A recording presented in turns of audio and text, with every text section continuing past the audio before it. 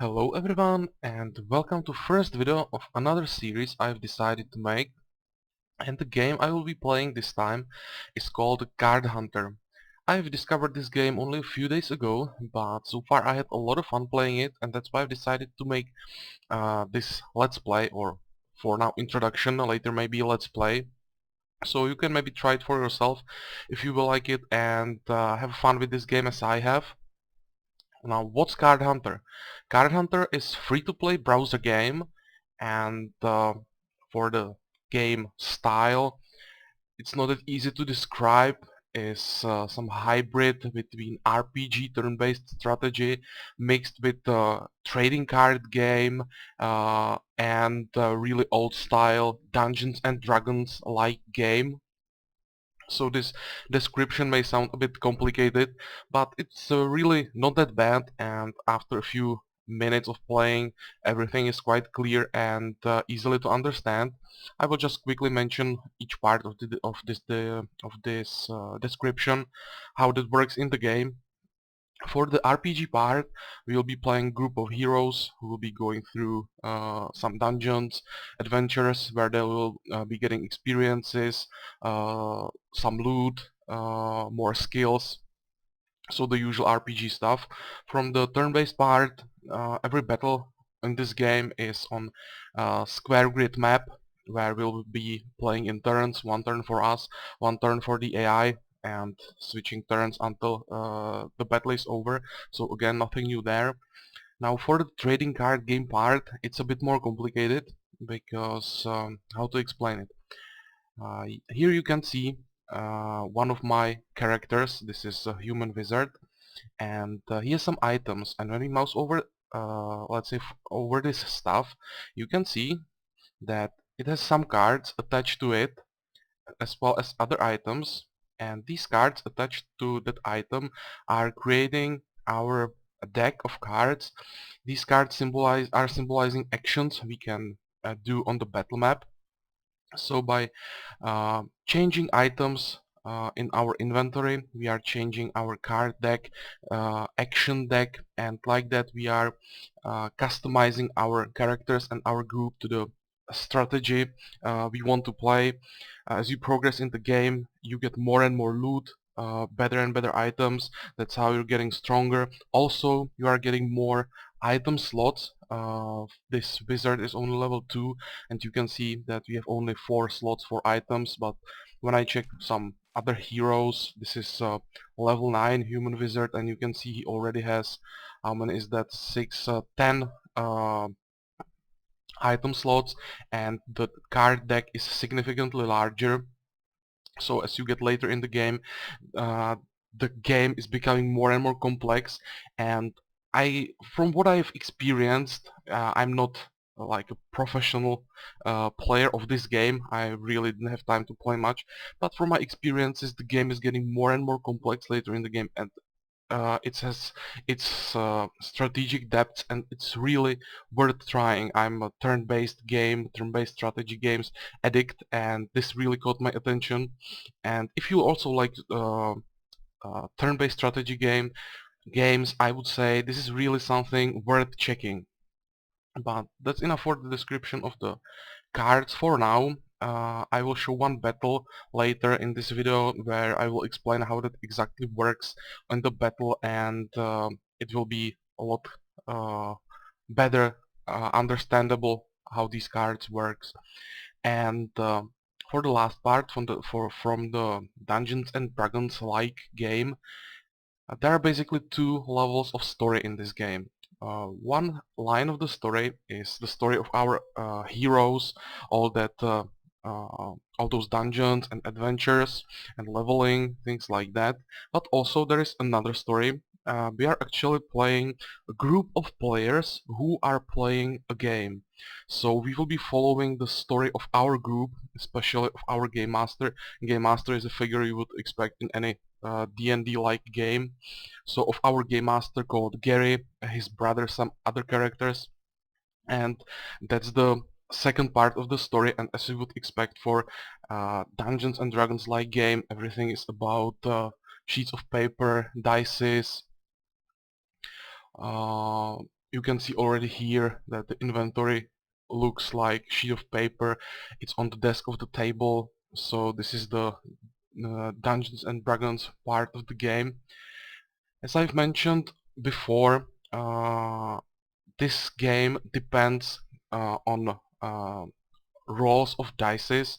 So when we check, for example, this armor here, there are some checks of success of blocks for armors, some other things, and every time you use a card which requires that, there will be a die roll checking if you are successful or not. So that's another thing where the game takes some inspiration from the Dungeons and Dragons. For this Let's Play, I've actually created a new group of heroes. We'll be playing as 3 human heroes, as a warrior, as a priest, and a wizard. In this game there are 3 races. There are humans, dwarves, and elves. I already have other races on higher levels, so this is the last race I need. So that's why I have picked humans.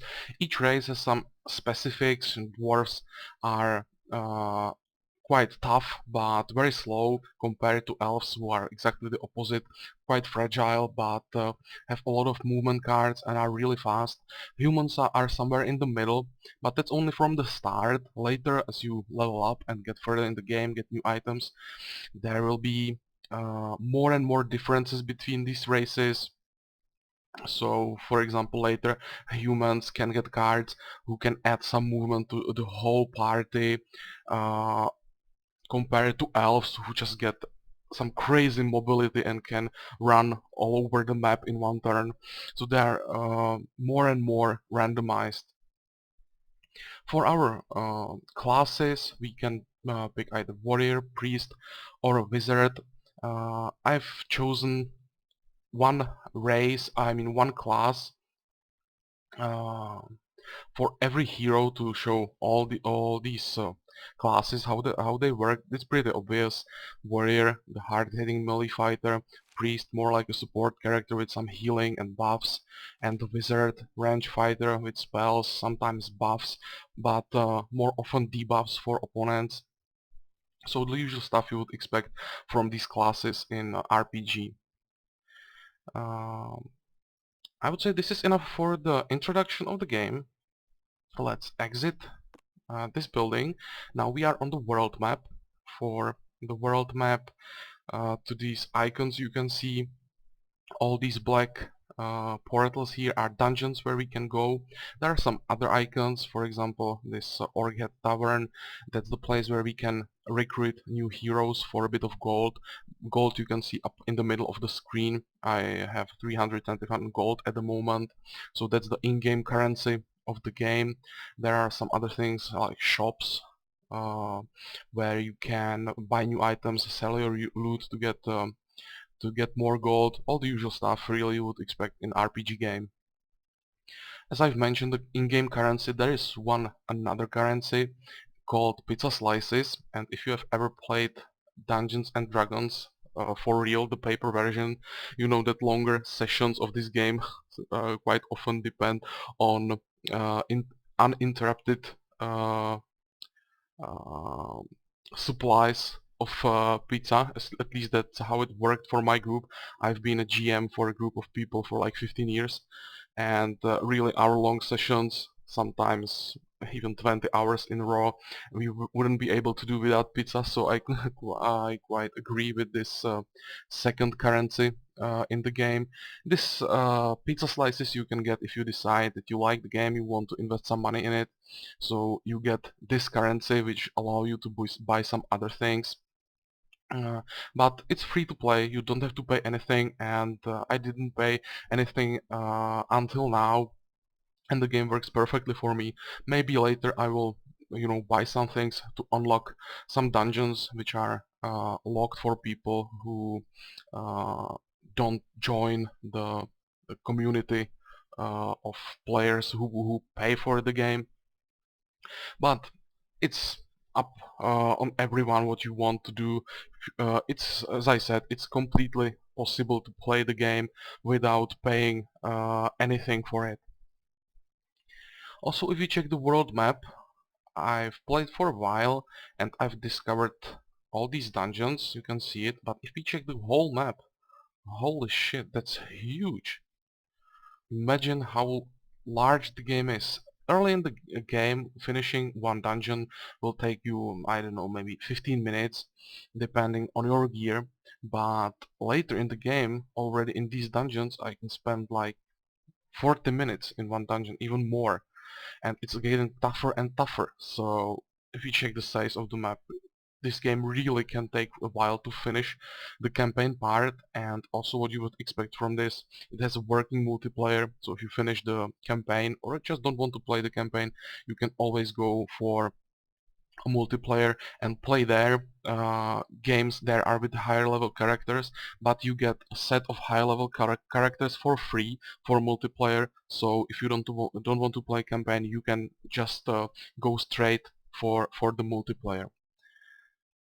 But enough uh, explanations in theory. Let's check one dungeon so I can show you how the game exactly works in combat.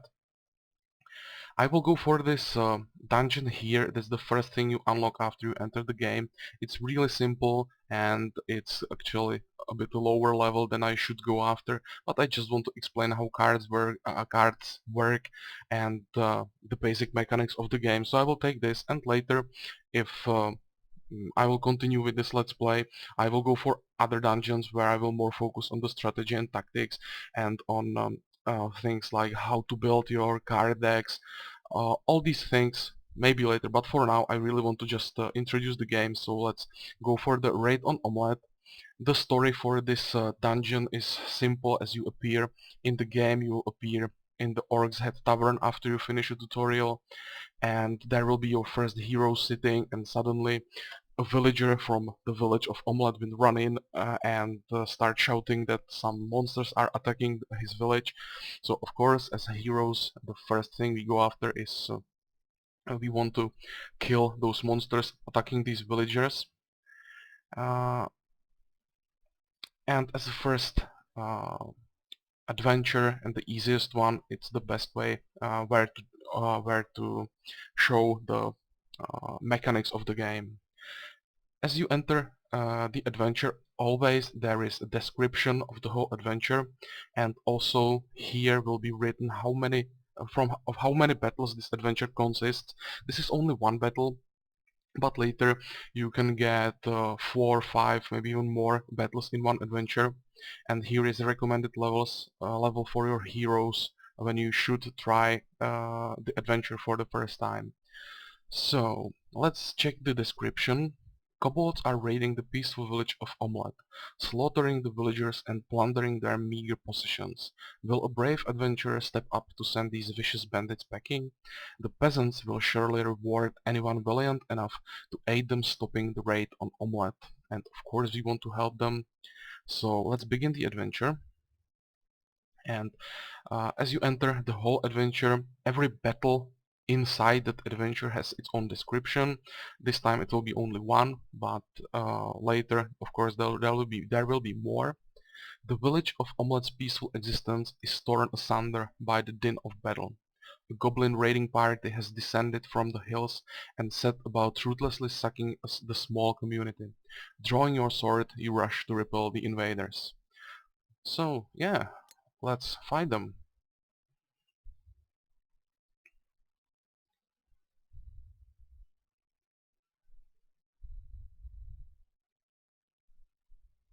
Sometimes the loading of the battle takes a few seconds, but it never happened to me that it would take longer than like 5 or 7 seconds. So it works perfectly. I would say it depends on how many people are currently logged in the game. And here we are on the battle map. You can see in the middle this square is the battle map, the square grid.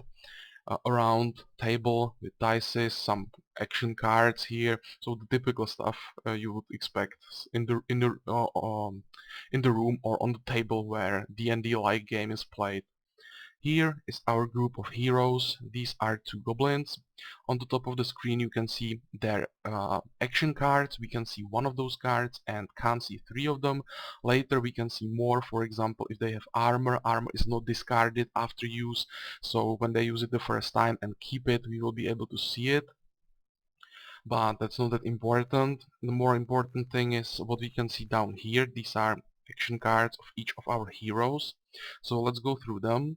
First we have here a blue card. That's a movement card. If we check it, we have its name, its rarity, some picture. Here can be a description. If this card has some special abilities, those will be described here, and the flavor text. And here it means it's a movement card, and we can move up to 2 squares with it.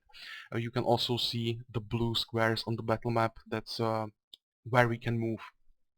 The next card, it's a combined card, red and blue part. The red part means it's an offensive card. Red cards are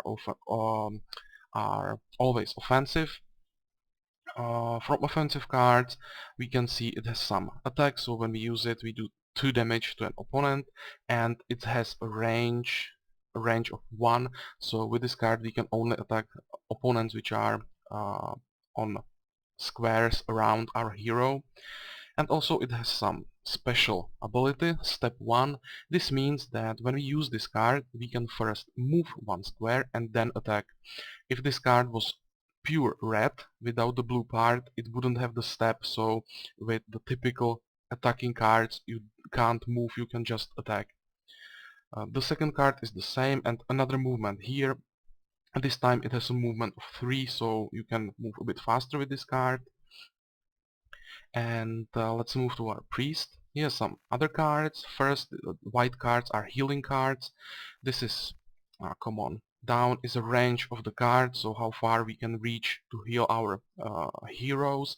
Heal 2 means that when used it heals 2 hit points, and may self-target obviously means that this card can be used on our priest. Some other healing cards can be used only on others, or can be used only on the character which is casting it, so there can be some differences, but you know, pretty obvious.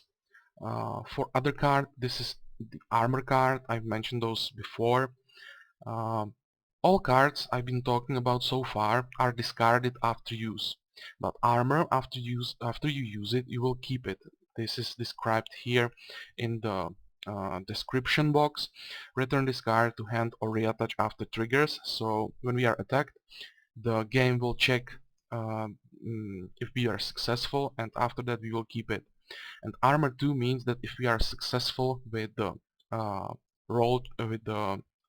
probability check, or how to call it, the attack you'll take will be lowered by 2. So armor is lowering the amount of damage you take from attacks. There is another type of defensive cards. We don't have those at the moment, but I will talk about them. Those cards are block cards. And the difference between block cards and armor cards: armor just lowers the damage you take and you keep the armor in your hand. Block cards are green, and if you are successful with the check of the probability, or I don't know how to call this, you will ignore the whole damage, but you will discard the card. So that's the difference between block cards and armor cards. Here you can see that we have to roll 3 or more to be successful when we want to lower the damage. So like 50-50 chance that this will succeed. Later there will be much better armors. Usually the higher value of armor you have, the higher number you have to roll to be successful, and only the best cards have like high armor and low number to roll to be successful, and those are pretty rare. Other 2 cards the priest has we already know, so let's move to our wizard. Our wizard is a range fighter. Here you can see his spells, typical offensive cards. When we check that, we have Burning Fingers here. Burning Fingers, those have a range of 3 and damage of 1, so when we hit something with this, the target will take 1 damage. Nothing awesome, but it is a cone spell, so you can see on the battle map that there are some yellow squares now, and when cast, this card will hit everything in that cone. Also, it has burning, so when you hit a target, it leaves a damage over time effect for for 2 turns, duration 2, and during those 2 turns, every turn the target will burn for 1 damage. So after 2 turns, this card does 3 damage. Not bad, nothing awesome. It's quite average spell, but you know, we are early in the game with our heroes only level 2, so can't expect some super awesome spells. And it's AoE. For the other type of spells, this is a single target, Sorcerer's Bolt, no special abilities, it's just simple like lightning spell with the range of 6, and target will take 4 damage. Of course, all this damage for all attack cards is not final, it can be lowered by armors or blocks, and it can be increased by buffs or debuffs on opponents. So this is just the basic number of the card, which can be still changed when used. And the last thing our wizard has is a movement card, so nothing new. We already know those. Now, how the combat works? There are like 2 types of turns in the game. There are small turns, and those work like this. We use a movement card, for example, move one of our heroes. Now it's time for the AI to move its figures, and now again it's time for us. And as we are doing this, the amount of cards we have in hand is lowering. At some point, inevitably, we get to the situation where both sides run out of cards and can't play anything else. That's why we have this pass button here, and when we pass this button and the AI does the same in the same turn, uh, then I would call it like a big turn ends. At the end of this big turn, all AoE, I mean all damage over time effects and healing over time effect will be processed, and we draw new cards and can start again those small mini turns because we have new actions to play. So let's check that in action. We have moved, so now we can attack, and let's work with our warrior for a bit. Now we can use this lunging hack, so let's use that. Because it's combined card, we can first move and then attack. So let's use it, and you can see that the goblin took 2 damage, then he attacked and did 2 damage to our warrior. So let's heal that. We will use the minor heal, target our warrior, he is in range, and heal the damage. And now we can continue. Again, we can move, but we don't need that, so even if you have the chance, you can skip that and just click on the square where we are standing. These yellow squares around now mean that we can turn our hero to another direction. In this game, it's important direction you are facing, because if uh, uh, opponent is behind you, you can't block the damage, for example. So sometimes it's important just to use the movement card to turn around and face another opponent, but we don't need anything like that now, so I will just stay as I am, and now I can attack. And again, I will focus on this one goblin and another damage, so we can heal that again. And let's use our wizard now, because our warrior doesn't have any more attacks. I will move forward. Now use these burning fingers to attack that goblin. He has last hit point left. They ran out of cards, so they can't do anything. Here we would be able to do more than just this, but I want to show you the end of the big turn, so I will pass for now, and you will see how the end turn works. At the end of turn, now it ended and new turn is starting, we will draw new cards. And also, because damage over time was processed, this guy died with 1 hit point. He had damage over time effect on him, so it was processed now and he is dead. And also, with the start of new turn, we have new cards now, so we can play again, and those goblins have some new cards as well. So one thing about the end of turn, at the end of each turn, the maximum hand size you can have is 2 cards. So if you end the turn with more than 2 cards, you have to discard some of them. It's up to you which cards you will discard, but the maximum is 2 cards. So that's probably all for the introduction of the combat. I would say now it's pretty obvious how the basics of the combat work. There are some other things, more complicated things, different types of cards, but from these basic cards I would say it's pretty simple to understand how everything works, and those advanced things and new types of cards we can leave for another part where I will go for some longer adventure and you'll have more time for fights, and there we will need something more than just, you know, these most basic cards. So let's move our priest forward and finish the combat with this violence thing for this damage, for 10 damage. And we have completed the adventure, so let's go on. And the last thing I will show, after each combat you have some, again, a few words about what's going on. Now the village is saved and the remaining kobolds raided scamper off into the fields. The grateful villagers reward you handsomely. The task now remains to track these miscreants back to their lair and put a stop to the attack. And the last thing, after each battle you have the option to collect loot. You get some more experiences. When you reach 20 experiences you get to next level. And let's check our loot. Every time you will see a chest like this, and when we open it we get some reward. Here, because it's the easiest adventure available, we just get this common treasure, but later with harder adventures there will be more items in the chest. So let's just take the loot and get back to the world map where we can continue to something else. But I will leave that for the next part.